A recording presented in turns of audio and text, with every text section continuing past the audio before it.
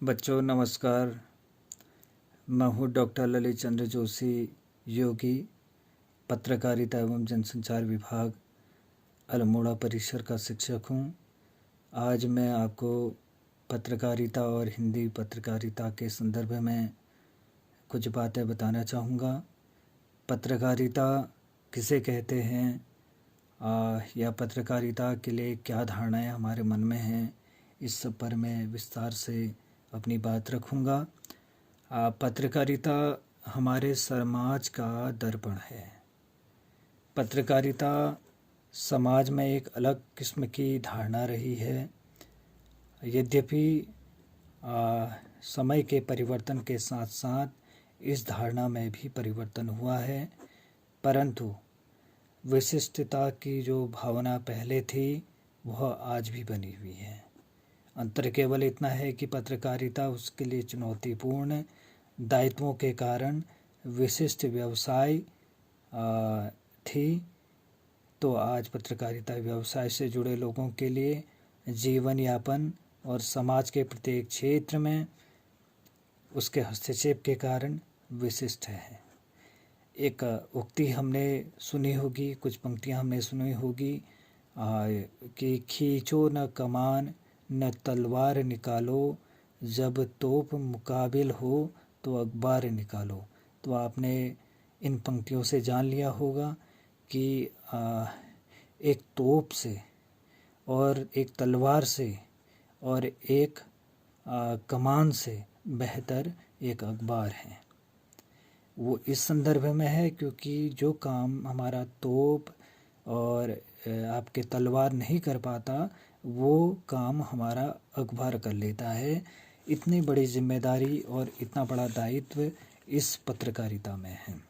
पत्रकारिता समाज का दर्पण होता है, समाज का एक आईना होता है। ये जो शेर मैंने अभी आपको मैं बताया, हिंदी के आदि समाचार पत्रों के प्रमुख मतवाला के मुख्य पृष्ठ पर नियमित प्रकाशित होता था। और स्वतंत्रता संग्राम और स्वतंत्रता आंदोलन के उस युग में हिंदी व अंग्रेजी सहित विभिन्न भाषाओं के समाचार पत्रों की संख्या भी उस दौरान सीमित हुआ करती थी। पत्रकारिता अपने शैशव काल में थी और एक और व्यवसाय की नवीनता और समाचार पत्रों के मुद्रण और समाचार संकलन की मुश्किलें थीं, तो दूसरी ओर औपनिवेशिक शासन व्यवस्था, उसके लिए समाचार पत्र जैसी अभिव्यक्ति की सशक्त माध्यम को स्वतंत्रता प्रदान करना एक किस्म का आत्मघात था। उस युग में पत्रकारिता करना बहुत बड़ी चुनौती हुआ करती थी और स्वतंत्रता संग्राम के दौरान मिशन के तहत मिशन हुआ करती थी पत्रकारिता। आज जब हम पत्रकारिता को विभिन्न संदर्भों में देखते हैं, उसका क्षेत्र विकसित हुआ है। और उस दौर के अगर हम पत्रकारिता का मूल्यांकन करें तो पत्रकारिता समाज का एक आईना हुआ करती थी। पत्रकारिता को हम अंग्रेजी में जर्नलिज्म कहते हैं। जर्नलिज्म अंग्रेजी शब्द जर्नलिज्म का पर्यायवाची है पत्रकारिता। और यह शब्द जो जर्नलिज्म है, यह फ्रेंच भाषा के जर्नी शब्द से व्युत्पन्न है, जिसका अर्थ है एक दिन की समस्त घटनाओं का विवरण प्रस्तुत करना। पत्रकारिता दैनिक जीवन की घटनाओं की जानकारी है, विवरण है और उस तरफ प्रकाश डालती है। पत्रकारिता के संदर्भ में अनेक विद्वानों के मत हैं। एक वैज्ञानिक परिभाषा कोश में डॉक्टर बद्रीनाथ कपूर लिखते हैं कि पत्रकारिता पत्र पत्रिकाओं के लिए समाचार लेख आदि एकत्रित तथा संपादित करने, प्रकाशन आदेश आदि देने का कार्य है। तो आप इससे समझ सकते हैं कि पत्रकारिता क्या है। पत्रकारिता अभिव्यक्ति का एक सशक्त माध्यम है बच्चों। हम अपने भीतर के भावों को इस पत्रकारिता के माध्यम से आपके समक्ष या लोगों के समक्ष रख सकते हैं। यह अलग बात है कि इस तथ्य की व्याख्या भी समय समय पर व्यावसायिक हितों के अनुसार बदलती रही। अब परिवर्तन की इस प्रक्रिया ने पत्रकारिता के विषयगत दृष्टिकोण को भी सर्वाधिक प्रभावित किया है। आज हम पत्रकारिता के स्वरूप को देखें तो एक मुद्रण पत्रकारिता से आज हम इलेक्ट्रॉनिक डिजिटल दौर में पहुंच चुके हैं। टेलीविज़न पत्रकारिता, रेडियो पत्रकारिता, वेब पत्रकारिता आदि कई माध्यमों में हम पत्रकारिता के स्वरूप को देख सकते हैं। और पत्रकारिता जैसे उस दौरान में स्वतंत्रता संग्राम के दौरान में जो राष्ट्र को चेताने के लिए की जाती रही है, आज वह सामाजिक परिवर्तन और राजनीति को संदर्भित करते हुए, अर्थशास्त्र को संदर्भित करते हुए, वाणिज्य को संदर्भित करते हुए, बाल पत्रकारिता को संदर्भित करते हुए, साहित्य पत्रकारिता, खेल पत्रकारिता, सैन्य पत्रकारिता आदि विभिन्न आयामों को लिए हुए हैं। यह हमारे लिए सराहनीय बात है। प्रिंट मीडिया, इलेक्ट्रॉनिक मीडिया के क्षेत्र में आज हम पत्रकारिता को देखते हैं तो उसका कई रास्ते खुले हैं। एक जेम्स मैकडोनाल्ड एक दार्शनिक थे और एक विद्वान भी थे। उनका कथन था कि मैं पत्रकारिता को रणभूमि से बड़ी चीज़ मानता हूँ। एक व्यवसाय नहीं, व्यवसाय से बढ़कर है। यह एक जीवन है जिसे मैंने स्वेच्छा से चुना है। तो आप लगा सकते हैं कि पत्रकारिता को के संदर्भ में जो विद्वानों का कथन है कि वो क्या मानते हैं। वो पत्रकारिता को रणभूमि से बड़ा इसको पत्रकारिता को मानते हैं। पत्रकारिता को सामान्य भाषा में, सामान्य बोलचाल की भाषा में क्या कहा जाता है? प्रेस सार्वजनिक आयोजनों में पत्रकारों को प्रेस का प्रतिनिधि समझा जाता है। उसके सम्मान, सामाजिक दायित्व बोध, ये जो है सामाजिक दायित्व बोध और सामाजिक सम्मान दोनों का प्रतीक है। इसको हम लोकतंत्र का चौथा स्तंभ भी कहते हैं। जैसे 4 स्तंभ हैं, कार्यपालिका, विधायिका, न्यायपालिका, और चौथा खंभा जो है उसको पत्रकारिता को हम चौथा खंभा मानते हैं। लोकतंत्र के संरक्षक के तौर पे हम इसको जानते हैं बच्चों। निखिल चतुर्वेदी एक विद्वान हैं। वो कहते हैं कि पत्रकार लोकतंत्र में जनता के अघोषित प्रतिनिधि होते हैं, जिनका चुनाव जनता द्वारा तो नहीं किया जाता, परंतु उनके दायित्व निर्वाचन जनप्रतिनिधियों से भी अधिक होते हैं। बच्चों, यह उक्ति या यह कथन इस बात को संदर्भित करती है कि जो पत्रकारिता है वो जनप्रतिनिधियों से भी बढ़कर है, क्योंकि वो जो काम जनप्रतिनिधि नहीं करते वो काम पत्रकार कर लेते हैं। पत्रकारिता का उद्देश्य जो है जनता को विचारों से अवगत कराना है, जनता को सूचना देना है, जनता को समझाना है, जनता के बीच क्या चल रहा है उसको दिखाना है आदि कई इसके उद्देश्य हैं।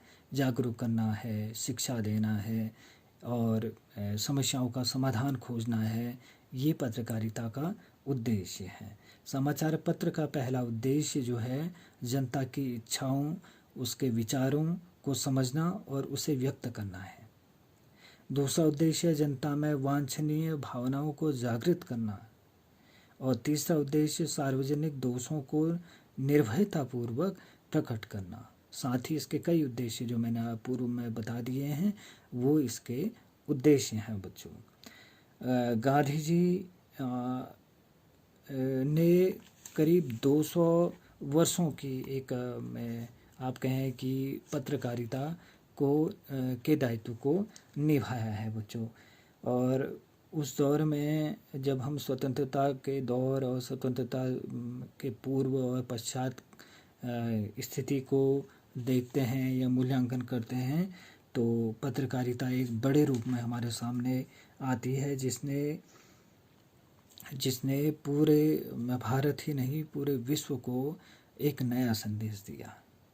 एक जो इंद्र विद्या वाचस्पति हैं, एक विद्वान है, वो पत्रकारिता को पांचवा वेद मानते हैं। जब वैसे तो ये चौथा खंभा है, चौथा लोकतंत्र का चौथा खंभा ये है प्रहरी, और लेकिन जो विद्वान जो विद्या वाचस्पति हैं वो इसको पांचवा वेद भी मानते हैं बच्चों। और एक पत्रकारिता के एक बड़े व्यक्ति रहे हैं जिनको हम रामकृष्ण रघुनाथ खाडिलकर बोलते हैं। वो कहते हैं कि पत्रकारिता ज्ञान और विचारों को शब्दों एवं चित्रों के माध्यम से दूसरों तक पहुंचाने की पत्रकला है। देखिए कि जो विचार होते हैं, जो हमारी वाणी है, उसको शब्दों के माध्यम से दूसरे तक को पहुंचाने का जो एक माध्यम है वो पत्रकला है, अर्थात पत्रकारिता है। इस चीज़ को हम जानते हैं। मैंने ये बताया कि जो पत्रकारिता जर्नलिज्म से है, जो जर्नलिज्म शब्द का हिंदी रूपांतरण जो है जर्नल से बना है। जर्नल शब्द की उत्पत्ति लैटिन भाषा के ड्यूनलिस शब्द से मानी जाती है। ड्यूनलिस का अर्थ है दैनिक सूचना, और जर्नल का अर्थ है एक निश्चित समय पर प्रकाशित होने वाला सूचना पत्र। 17वीं शताब्दी में जर्नल का उपयोग समाचार पत्र और पत्रिका के लिए होता था, और 20वीं शताब्दी के आरंभ में जर्नल शब्द जो था बच्चों वो गंभीर विषयों के लिए के प्रकाशन के लिए किया जाने लगा। आप ये समझ गए होंगे। और जब हम पत्रकारिता को की और परिभाषाओं को देखते हैं तो उसमें न्यू वेबस्टर्स डिक्शनरी है एक बच्चों, तो वो लिखता है कि जर्नलिज्म शब्द का अर्थ उसकी व्यावहारिकता पर आधारित है, जैसे पत्रकारिता प्रकाशन, संपादन, लेखन एवं प्रसारण युक्त समाचार माध्यमों का व्यवसाय है। और ऐसे ही पत्रकारिता के संदर्भ में महावीर प्रसाद द्विवेदी जी लिखते हैं कि पत्रकारिता समसामयिक घटनाओं की सुदृढ़, परिमार्जित एवं व्यवस्थित भाषा में विचार अभिव्यक्ति है। और हेराम मिश्र लिखते हैं कि पत्रकारिता को साहित्य के समानांतर स्थापित करने की कोशिश है, और दिन प्रतिदिन की घटनाओं को समाज के समक्ष लाना ही पत्रकारिता है। जो हम दिन भर हम जो देखते हैं उसको हम लिखें और बहुत अच्छे उसकी भाषा शैली के हिसाब से भाषा शैली को ठीक ठाक करके लिखें, तो वही जर्नलिज्म है बच्चों। यही काम साहित्य का भी है। अंतर बस इतना है कि पत्रकारिता घटित घटनाओं का उल्लेख होती है और साहित्य घटित घटनाओं के आधार पर संभावित को उजागर करना होता है। ये पत्रकारिता को हम एक वृत्ति भी मानते हैं, इसको एक कला भी हम मानते हैं। और एक विद्वान है सीजी मूलर, वो कहते हैं कि सामाजिक ज्ञान और समाज का सेवा ही व्यवसाय, समाज की सेवा का व्यवसाय ही पत्रकारिता है। ऐसे ही कई जो बड़े बड़े जो महारथी हुए हैं कि एक समय तो ऐसी उक्तियाँ होती थी कि भारत के हम और हमारा भारत प्यारा, स्वतंत्रता है जन्मसिद्ध अधिकार हमारा। तो आप लगा सकते हैं ये पत्रकारिता की पंक्तियाँ होती थी, ये समाचार पत्रों की हेडिंग होती थी, है ना। उस युग में इन जो ये राष्ट्र को एक करने के लिए और राष्ट्र में स्वतंत्रता के प्रति लोगों को जागरूक करने के लिए पंक्तियाँ हुआ करती थी। गांधी जी ने अपने आंदोलन के दौर में जब उन्होंने स्वतंत्रता आंदोलन चलाया, उस दौर में इन पंक्तियों ने बड़ा लोगों को एक करने में अपनी भूमिका निभाई। उन्होंने उसके साथ ही जो पत्रकारिता का बच्चों अब मैं बात करूँगा कि जो आपके क्या कहते हैं, उस दौर में जो पत्रकार थे वो राष्ट्र के हित के लिए, राष्ट्र को एक करने के लिए और राष्ट्रीय जनजागरण के लिए पत्रकारिता क्या करते थे। आज पत्रकारिता का महत्व भी बदला है और आज पत्रकारिता का स्वरूप भी बदला है। पत्रकारिता के महत्व को अगर हम देखें बच्चों तो हम गौर करेंगे कि जो आपके राजा राम मोहन रॉय जो थे, उन्होंने इस तरीके से कहा कि पत्रकारिता के महत्व को कि मेरा उद्देश्य मात्र इतना है कि जनता के समक्ष ऐसे निबंध प्रस्तुत करूं जो उसके अनुभव को बढ़ाए और सामाजिक प्रगति में सहायक हो।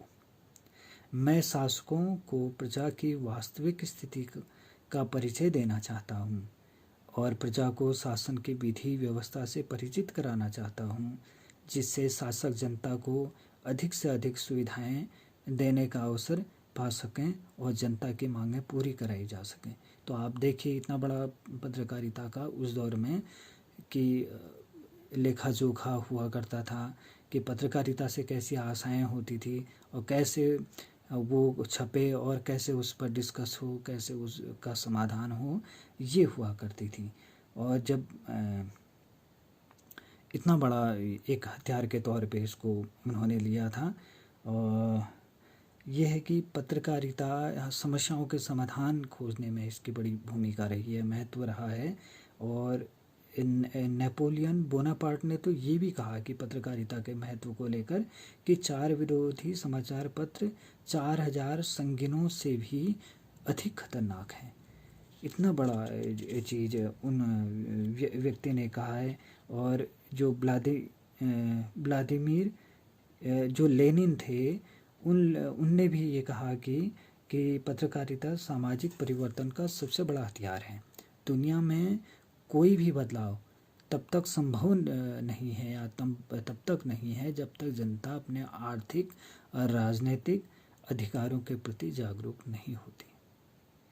जनता को उसके अधिकारों के प्रति जागरूक करने और बेहतर जीवन की इच्छा का संचार करने का सबसे बड़ा माध्यम पत्रकारिता है, जिसको हम जर्नलिज्म कहते हैं। बच्चों, जर्नलिज्म को ही हम मीडिया, समाचार माध्यम जिसको हम कहते हैं कि जर्नलिज्म होती कैसे है, माध्यमों से होती है। माध्यम कौन है?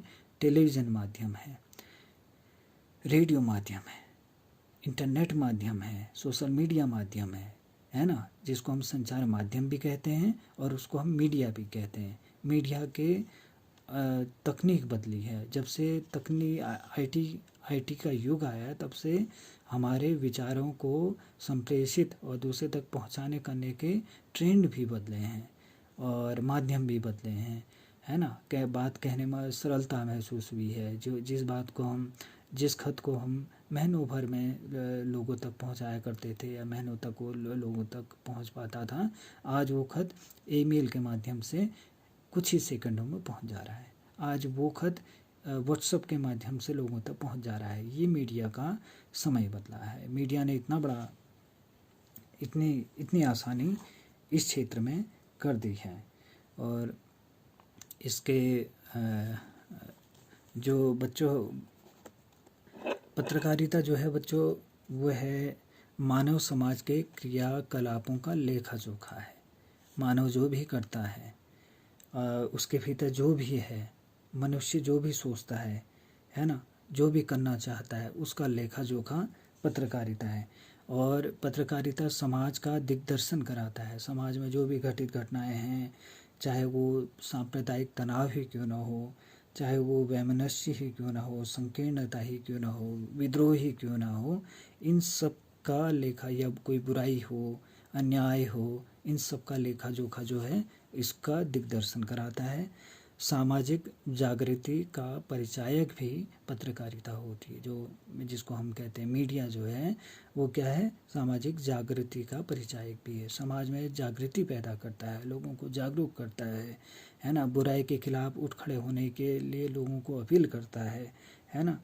चाहे वो रेडियो के माध्यम से हो, टेलीविज़न के माध्यम से हो, या फिर सोशल मीडिया के माध्यम से हो, या समाचार पत्रों के माध्यम से हो, साक्षात्कार के माध्यम से हो, वो पाठकों, श्रोताओं और दर्शकों के बीच एक संदेश ले जाता है, उनको चेताता है, उनको उठ खड़े होने के लिए अपील करता है। और मानवीय गुणों और मूल्यों का आपके का पोषक भी ये है पत्रकारिता, कि आज जिस तरीके से चरित्र का रस्खलन हुआ है और जैसे जो सत्य, करुणा, दया, इन ये जो मूल्य थे या फिर जो ऐसे गुण थे या जो मानवीय गुण थे, है ना, उन या सदाचार, परोपकार आदि जो गुणों का जो लोप हुआ है, उनको स्वर देने के लिए पत्रकारिता का प्रयोग होता रहा है। और मनोरंजन का एक साधन है बच्चों। सबसे बड़ी बात है कि ये शिक्षा के साथ साथ मनोरंजन भी पैदा करता है। लोगों को नाटक के माध्यम से, लोगों को कविताओं के माध्यम से, लोगों को गीतों के माध्यम से, लोगों को चुटकुलों के माध्यम से, लोगों को व्यंग के माध्यम से, है ना, और रचनाओं के माध्यम से, चाहे संस्मरण हो, है, या क्रिएटिव जो लेखन है उसके माध्यम से, लेख, गद्य, पद्य दोनों माध्यमों से क्या है कि उनका मनोरंजन करता है, ज्ञान विज्ञान की जानकारी देता है, विश्व में क्या घटित हो रहा है, क्या नवीन ज्ञान है, क्या पुराने ज्ञान है ना। ये चाहे वो राजनीति से संबंधित हो, चाहे शिक्षा से संबंधित हो, चाहे चिकित्सा से संबंधित हो, चाहे खेल से संबंधित हो, चाहे वाणिज्य से हो या अर्थ जगत से हो, कृषि से हो, सिनेमा से हो, है ना, सैन्य से हो, साहित्य से हो, कला से हो, संस्कृति से हो, तो इन सभी के बारे में वो ज्ञान विज्ञान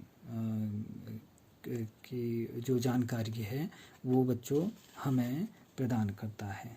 तो ये एक पत्रकारिता है बच्चों कि, है ना। अब सूचनाओं का संप्रेषण करने का एक माध्यम है। अपने भीतर की, अगर अपने भीतर की बात तो हम कह ही देते हैं, तो ये बात को कम्युनिकेट करने का एक माध्यम भी है कि आप चाहे उसको रेडियो, टेलीविज़न, इंटरनेट के माध्यम से हम देखें तो पलक झपकते ही हमारा कोई संदेश दूसरे तक चला जाता है या कोई विचार दूसरे तक चला जाता है ना। और आप कहते हैं कि ये शासक और प्रशासक के बीच की कड़ी भी है ना, या जनता या शासक के बीच की कड़ी भी है जो उसको जोड़ती है, पत्रकारिता वो भी है। और एक शक्ति भी है, एक हथियार के तौर पे हम इसको देखते हैं बच्चों, हैं। और ये एक विवेक भी है, ये जीवन का एक आधार भी है ना। पत्रकारिता की इस समाज को आवश्यकता, मैंने बताया कि महत्व और आवश्यकता को हम इस संदर्भ में देखें कि आज जिस तरीके से, चाहे वो शिक्षा हो, जन शिक्षा हो, या लोक रंजना हो, लोक कल्याण हो, राष्ट्र प्रेम हो, है ना, सामाजिक, राजनीतिक, आर्थिक गतिविधियाँ हों, खेल की गतिविधियाँ हों, तो इन सभी को जानने के लिए पत्रकारिता की बहुत बड़ी महती आवश्यकता है, बहुत बड़ी आवश्यकता है ना। और आज जब हम इसके क्षेत्र के बारे में या इसके प्रकार के बारे में जब दृष्टि दौड़ाते तो हमें ये क्षेत्र बहुत बड़े स्तर पे दिखाई देता है कि एक समय में जब हम अपने बात को खत के माध्यम से महीनों में पढ़ा करते थे, और कई ऐसे उदाहरण हमारे सामने, हमारे जो बुज़ुर्ग लोग हैं या जो बड़े जो लोग हैं वो हमसे कहते हैं। तो लेकिन आज इसने पलक झपकते ही, चाहे ईमेल हो, व्हाट्सएप हो, इंस्टाग्राम हो, सोशल मीडिया के कई जो चीज़ें हैं उनके माध्यम से हमारा संदेश आसानी से कुछ ही सेकंडों में चला जाता है बच्चों। तो आज ऐसी स्थिति है कि इस क्षेत्र में विशिष्टीकरण हुआ है, और आधुनिक पत्रकारिता के तौर पे हम इस युग को देखते हैं। विविध विषय क्षेत्रों के आधार पर पत्रकारिता को हम देखते हैं, चाहे वो खोजी पत्रकारिता हो, है ना, खोजी से मतलब इन्वेस्टिगेटिव जर्नलिज्म हो, अन्वेषणात्मक जिनको हम मानते हैं, या फिर आर्थिक और वाणिज्यिक पत्रकारिता हो, आर्थिक, इकोनॉमिकल और कॉमर्शियल जर्नलिज्म, जिसमें क्या होगा कि अर्थ जगत से, पूंजी बाजार, है ना, मुद्रा, ग्रामोद्योग, श्रम, बजट आदि से संबंधित जानकारी को हम इसके भीतर रखते हैं। उससे जुड़ी हुई जो बातें हैं उस वाणिज्यिक पत्रकारिता और आर्थिक पत्रकारिता में आती है। ग्रामीण और कृषि पत्रकारिता बच्चों एक नया इसका जो क्षेत्र है, उसके तहत हम गाँव की कृषि और क्या कहते हैं, गाँव के कृषि अर्थशास्त्र को समझते हैं, कीटनाशकों को के बारे में जानकारी प्राप्त करते हैं, औषधियों के बारे में, पशुपालन के बारे में, है ना, ग्रामीण स्वास्थ्य के बारे में, लोगों के स्वास्थ्य के बारे में हम जानकारी ग्रहण करते हैं। ऐसे ही व्याख्यात्मक पत्रकारिता, है ना जी, कि जो कई ऐसे संस्थान हैं या एजेंसियां हैं, संवाददाताओं के द्वारा जो प्रेषित समाचार हैं उनका विश्लेषण या उनकी पृष्ठभूमि को जानकर और उस संबंध में हम विस्तार से व्याख्या कर लिखते हैं, तो वो व्याख्यात्मक पत्रकारिता होती है। और एक डेवलपमेंट जर्नलिज्म जिसको हम विकास पत्रकारिता के तौर पे देखते हैं बच्चों, विकास पत्रकारिता के अंदर जो होगा, विकास से जैसे चाहे उद्योग के क्षेत्र में हो, खेल के क्षेत्र में हो, विज्ञान के क्षेत्र में हो, क्या क्या विकास हो रहा है, तो उससे संबंधित हम ये जानकारियाँ पढ़ते हैं। कई पत्र पत्रिकाएँ इससे जुड़ी हुई हैं। खेल पत्रकारिता, खेल में चाहे वो क्रिकेट से हो, चाहे कबड्डी से हो, चाहे वो आपके पर्वतारोहण से हो, साहसिक गतिविधियों से हो, क्रीड़ाओं से संबंधित जो